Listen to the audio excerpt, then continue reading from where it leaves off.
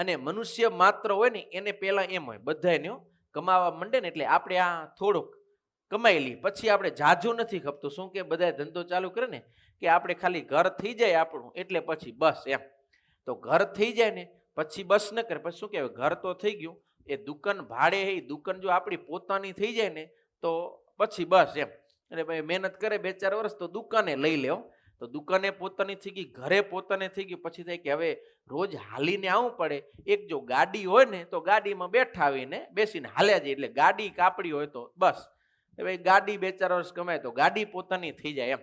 પછી કે યાર એક દુકાનમાંથી આપણું ઘર આપણું થઈ ગયું, ગાડી આપણી થઈ ગઈ, બીજી દુકાન હોય તો એ એક આપણે ખપે તો બીજી દુકાન કરે, એમાં 2-4 વર્ષ કાઢે ને વરે ત્યાં તો છોકરા મોટા થઈ જાય તો કે હવે છોકરાને ધામધૂમથી પેણાવી લઈ, થોડાક એના માટે ભેગા કરી લઈ, પછી આપણે બસ પછી તો છોરાને દઈ જ દેવું હે, પછી આપણે કાંઈ કરવું નથી.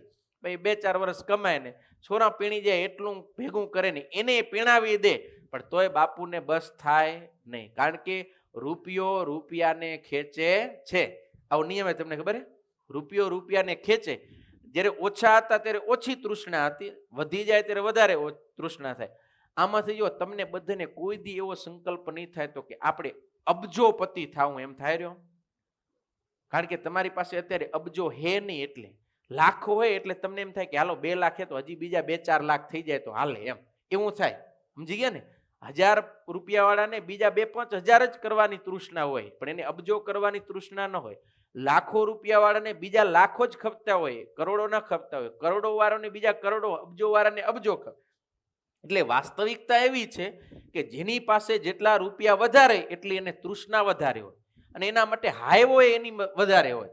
એટલે રૂપિયાવાળા હોય એ સુખી ન હોય, ઉલટાના દુખી હોય.